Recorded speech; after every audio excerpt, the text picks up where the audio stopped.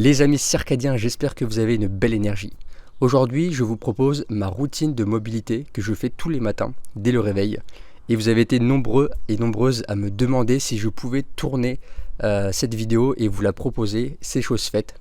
Juste avant de commencer, j'aimerais vous dire que je ne suis pas un expert en mobilité, ni en mouvement, ni en yoga. Donc mes mouvements peuvent ne pas être parfaits. Fiez-vous toujours à vos ressentis. Si jamais pendant un exercice, un mouvement, vous ressentez une douleur quelconque, arrêtez l'exercice ou faites-le moins intensément.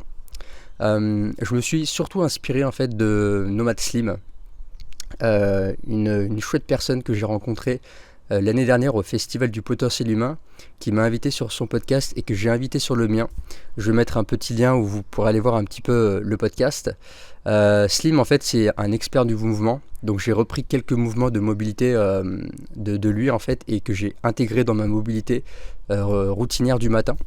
Donc je vous invite à aller voir si vous voulez plus de détails, si vous voulez en savoir un peu plus sur la mobilité, vraiment travailler cet aspect-là de votre vie. Je vais mettre un lien en description. Il a même créé une école de mouvement. Donc si vraiment c'est votre truc, vous avez vraiment envie d'aller plus loin dans les mouvements, vous pouvez aller voir un petit peu son travail. Il fait vraiment du super travail. Il a aussi une super chaîne de podcast que je vous recommande vivement. Sur ce, moi je file sur mon tapis et puis vous avez juste à me suivre. À tout de suite. Le mouvement, c'est un des piliers fondateurs pour notre santé, pour notre humeur, notre bien-être de manière générale. Et aujourd'hui, on vit dans une société où l'on ne bouge plus assez. On passe énormément de temps assis dans un bureau ou alors sur un canapé à regarder la télévision, dans une voiture, dans les transports, peu importe. Et du coup, on passe beaucoup moins de temps à bouger qu'on pouvait le faire auparavant. C'est pour ça que je commence chacune de mes journées avec une petite routine matinale, ce qui permet de mettre mon corps en mouvement, de travailler un petit peu les articulations, la souplesse, de faire circuler l'énergie vitale, qui est aussi très important pour notre vitalité. Et j'intègre aussi dans ma routine des exercices de respiration et des fois un petit peu plus d'exercice physique. Et si aujourd'hui beaucoup de personnes sont stressées, anxieuses, voire même dépressives, c'est parce que dans leur quotidien, il n'y a pas assez de mouvement.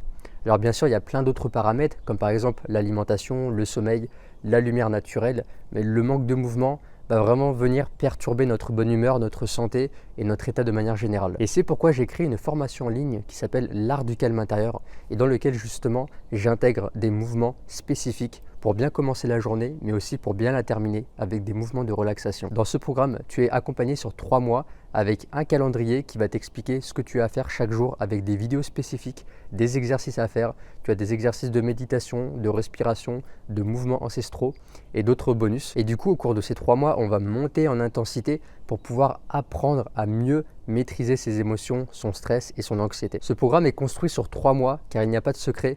Pour pouvoir changer quelque chose dans notre corps, il faut du temps.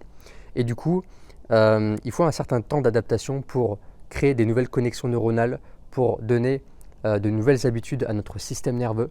Et du coup, après ces 3 mois, vous avez vraiment tous les outils et vous avez vraiment bien appris toutes les stratégies, les exercices pour pouvoir finalement changer votre intériorité. Cette formation, c'est un petit peu le condensé de tout ce que j'ai pu apprendre ces dernières années en termes de mouvement, de respiration, de gestion de ses émotions et de son stress. Du coup, j'ai tout regroupé dans cette formation en faisant quelque chose de très complet et de très pertinent. Si jamais tu veux en savoir plus sur cette formation en ligne, je mets un lien sous la vidéo en description. Tu pourras voir un petit peu le détail du module et bien sûr commencer la formation si le cœur t'en dit. Donc là, on prend le temps de bien se concentrer, revenir à soi. Et tranquillement, on va descendre la tête. Donc en fait, on plie bien la colonne vertébrale en penchant d'abord la tête, puis le haut de la colonne vertébrale et tout le reste suit. Et on remonte tout doucement en gardant cette flexibilité de la colonne vertébrale. On y va à son rythme. On ne cherche pas forcément à toucher le sol avec les mains. Et maintenant on fait sur le côté. D'abord la tête qui penche, puis le reste du corps qui accompagne.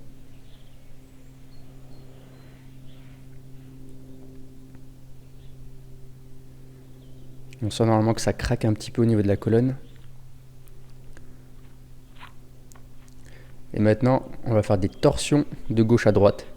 Donc on pense à bien envoyer les bras en arrière, à plier les hanches, faire une rotation des hanches, une rotation des chevilles, comme vous pouvez voir sur mes pieds. Et des fois, on va chercher en accompagnant la tête bien loin.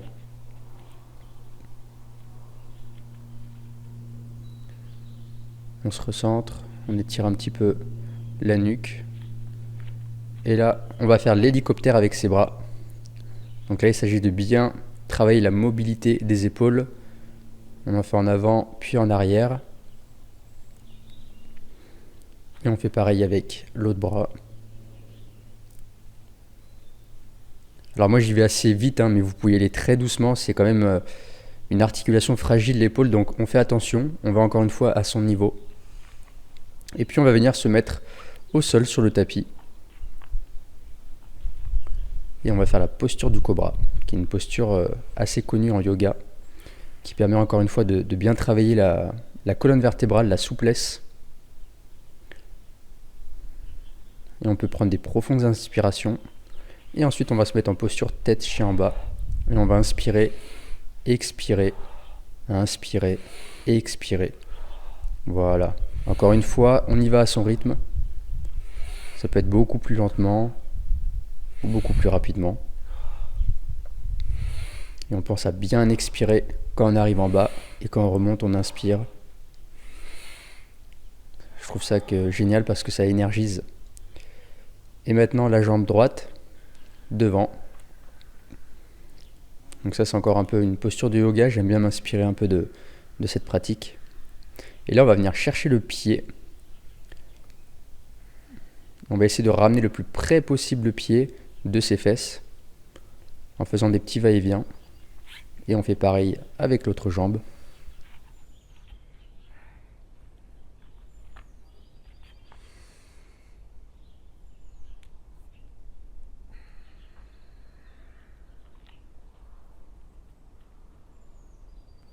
Encore une fois, il faut y aller doucement sur la cuisse parce que ça peut tirer. Donc l'idée, c'est pas de s'arracher la cuisse, on va très doucement.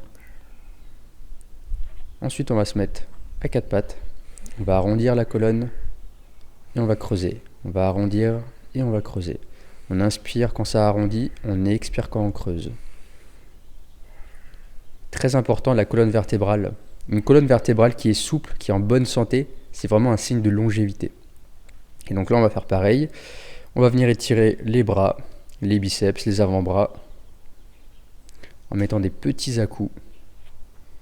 Et puis on peut s'amuser à mettre les mains devant, en arrière, sur la paume, sur le dessus. Et jouer un petit peu, on explore son corps. On n'est pas là pour faire le mouvement parfaitement. Vraiment explorer votre corps, explorer là où ça tire, là où ça fait mal, là où ça fait du bien.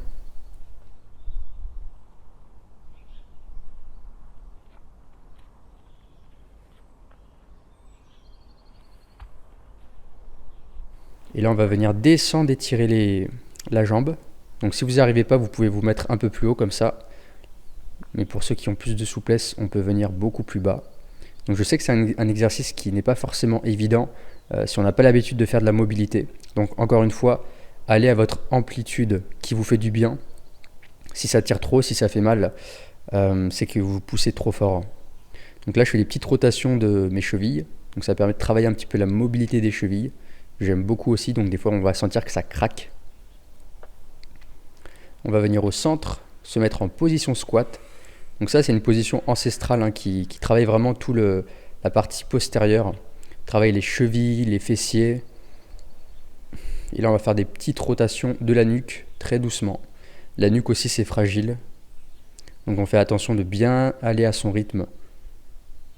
Faisant des oui aussi, très doucement les oui. Et des non. Donc là, on va attraper une cheville et on va tendre le bras opposé vers le haut. Donc ça, c'est vraiment génial pour ouvrir, étirer le bras et puis au niveau du dos.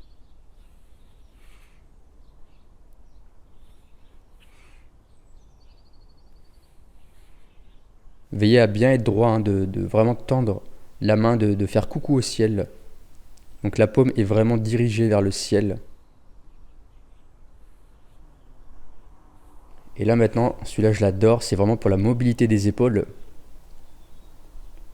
Une torsion des épaules complète.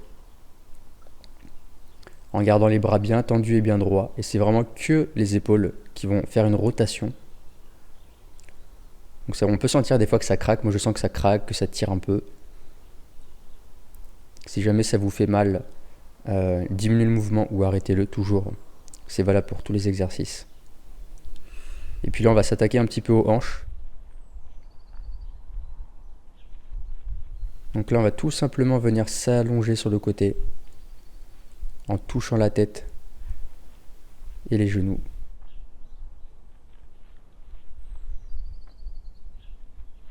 Et les hanches, en fait, les émotions sont stockées dans les hanches, donc c'est très pertinent le matin de déverrouiller un petit peu tout ça.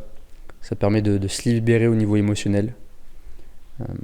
Ça, je l'ai appris notamment en Yoga Kundalini. Et donc là, on va venir travailler encore une fois la mobilité.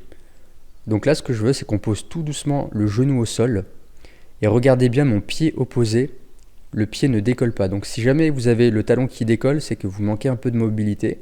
Encore une fois, c'est ok, mais l'idée, c'est de vraiment garder le pied qui reste au sol, le garder complètement à plat. Il ne doit pas décoller du sol.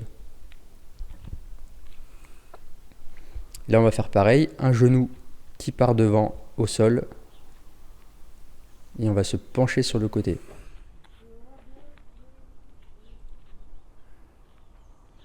Donc ça fait vraiment du bien. Après ce genre d'exercice, vous sentez vraiment que les hanches sont déverrouillées, que ça a bien travaillé. Alors celui-là est assez complexe. Moi, je le fais sans les mains.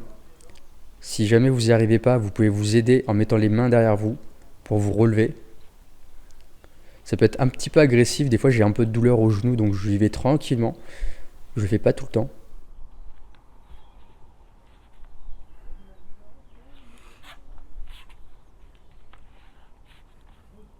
Et ensuite là, on va venir envoyer les genoux vers l'avant. Alors l'idée, donc là je ne le fais pas parce que je n'y arrive pas encore, c'est de garder vraiment les mains à plat, que les mains ne décollent pas. Donc si vous y arrivez, si vous avez assez de souplesse, c'est parfait. Moi je suis encore en process, encore en train de travailler cette flexion des poignets.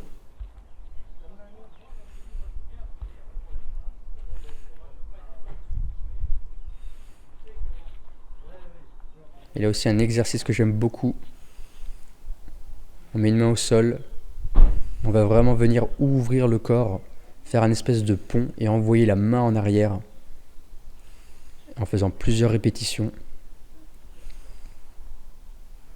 On garde bien les pieds au sol. La main reste aussi au sol, ça ne décolle pas. Et c'est vraiment tout le corps qui est envoyé vers l'extérieur. Vraiment là, on s'ouvre, on tire, on sent que ça tire partout. Ça tire sur le bras, sous le dos. Les jambes aussi travaillent, c'est vraiment complet.